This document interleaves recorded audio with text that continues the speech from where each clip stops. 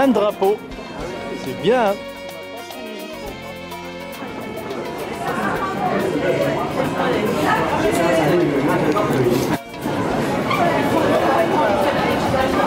Ah, pardon.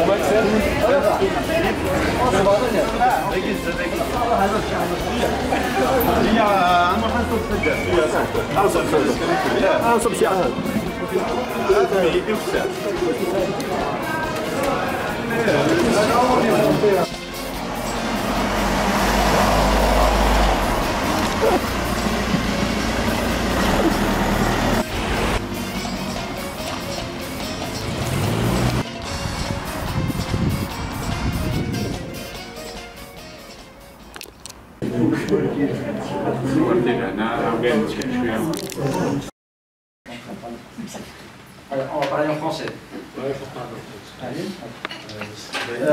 Merci à vous d'être présent ici. Remercions M. Farhat Mehni d'avoir répondu favorablement à notre invitation. À chaque fois que nous l'appelons, il est toujours là, il est toujours présent. Nous remercions M.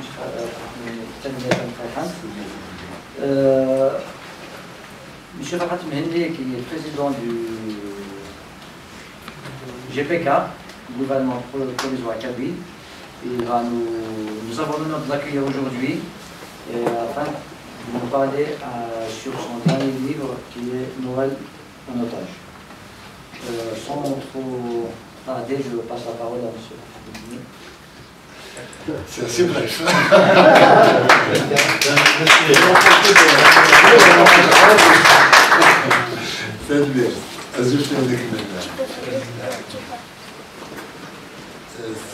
نقرأ بالنسبة للبلدانيات الآدم تيمغريوين تيكليوين يديسي يسام ل 20 ابريل تفسد نقرأ تفسد مازيرا تفسد القليلية شيء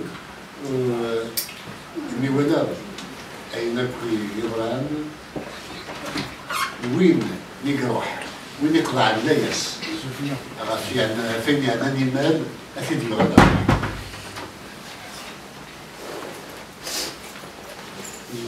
la manière dans laquelle il a commémoré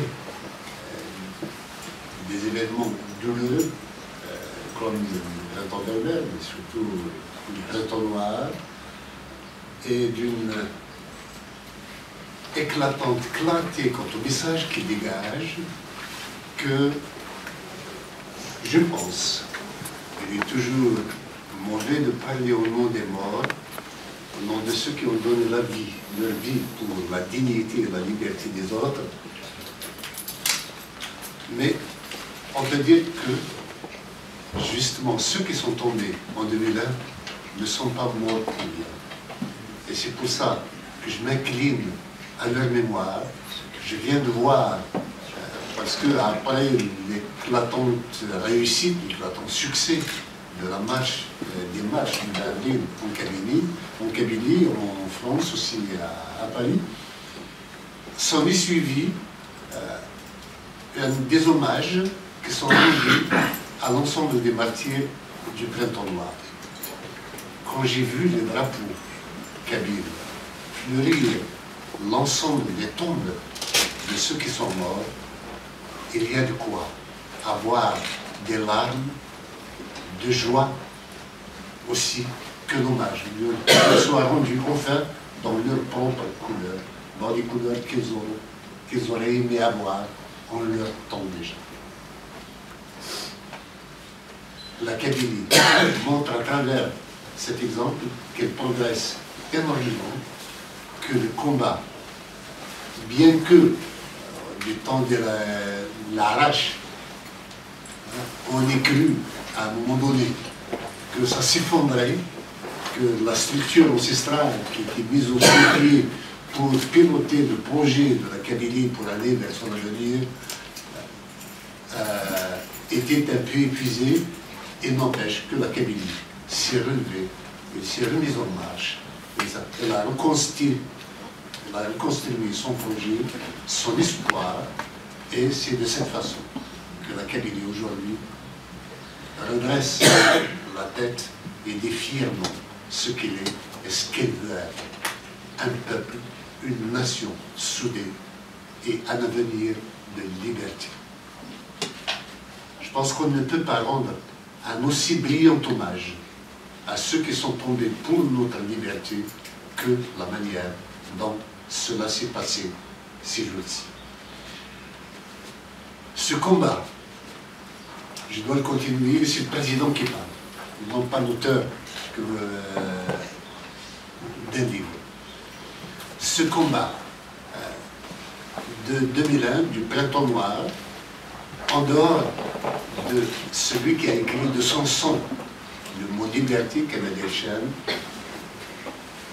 il n'y avait pas beaucoup d'hommes politiques qui ont voulu aller au-delà du sens de la révolte uniquement épidermique et de dire qu'ils sont morts parce que le Hogran, comme il l'appelait à l'époque, ce n'était absolument pas cela.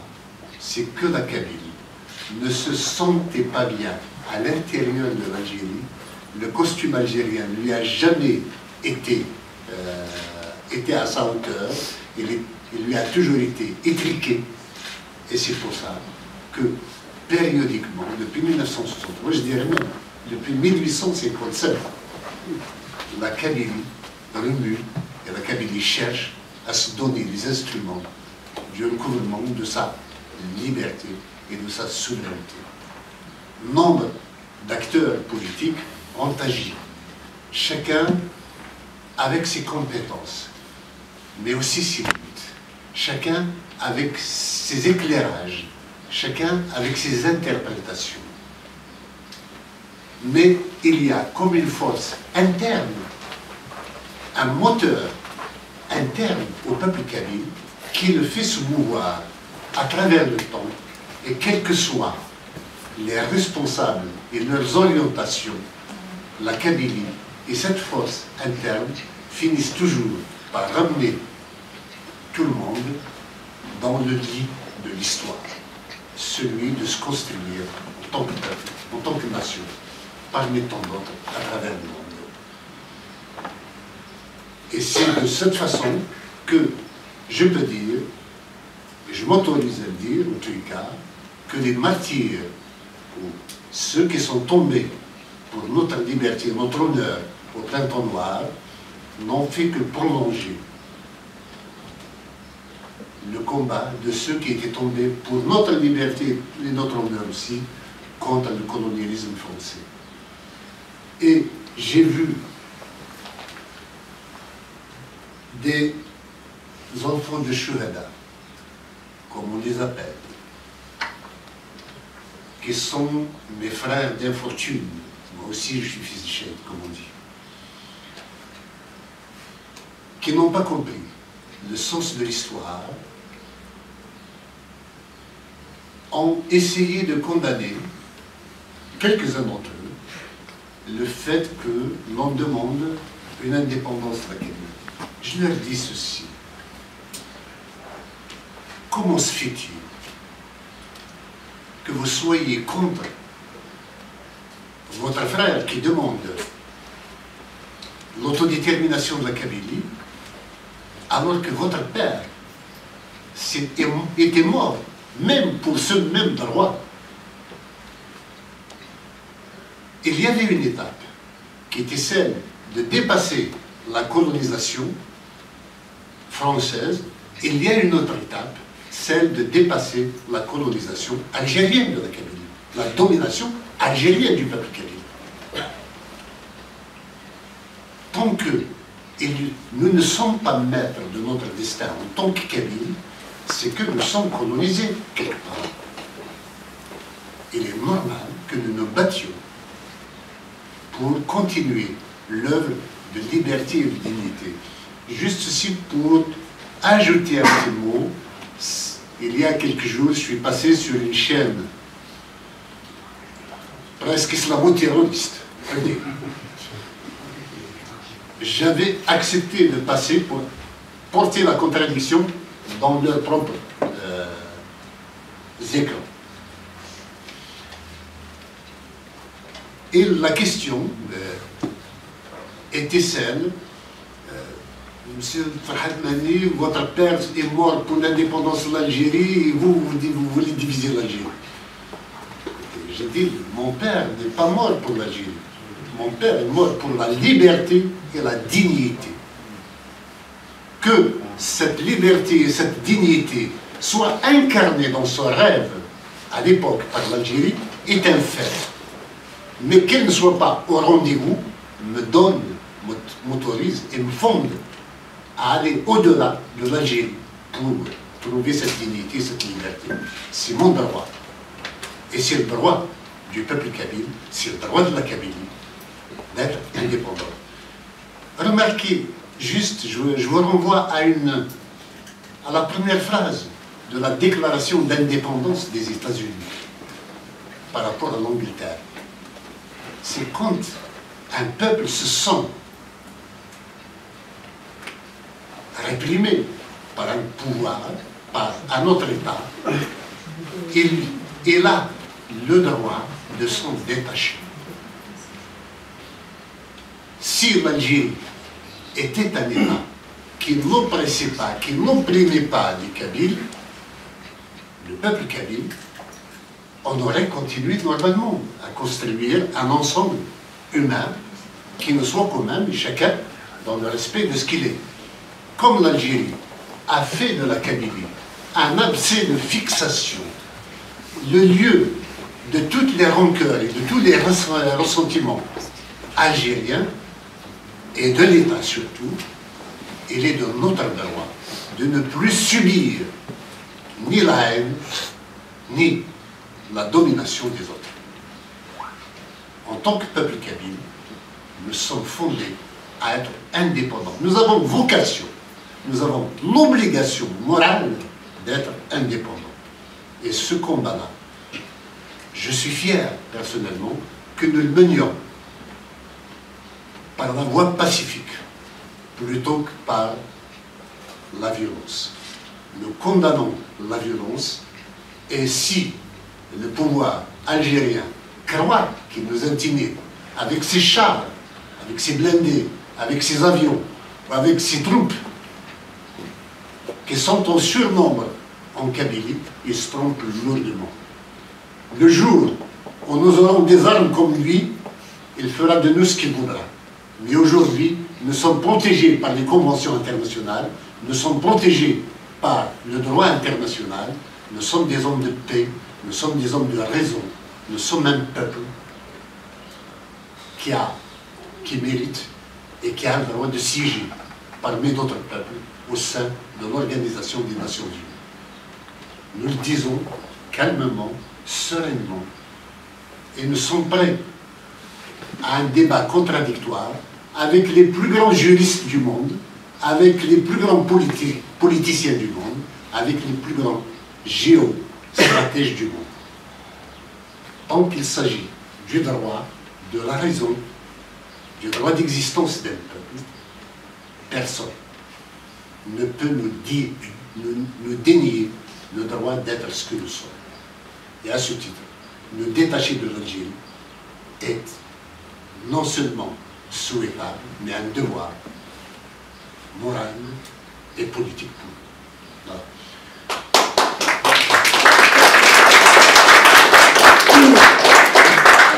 Pour revenir un peu à mon livre, c'est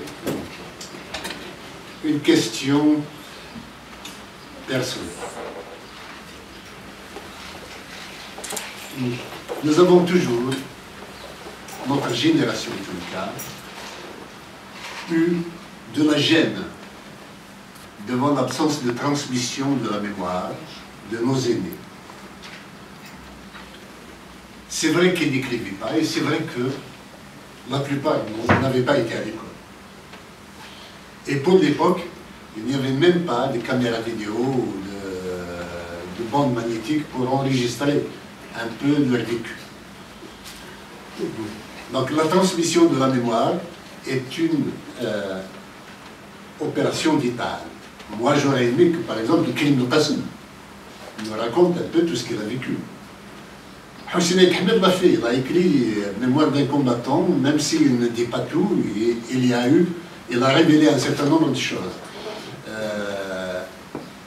Mais beaucoup d'acteurs politiques nous ont quittés sans avoir laissé d'autres mémoires que des bribes orales qu'ils ont laissées à leurs parents.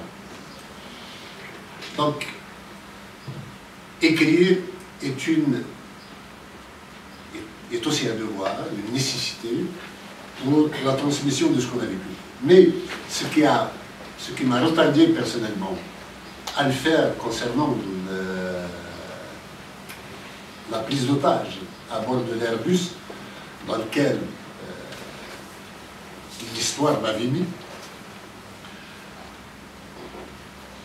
il y avait beaucoup de douleur.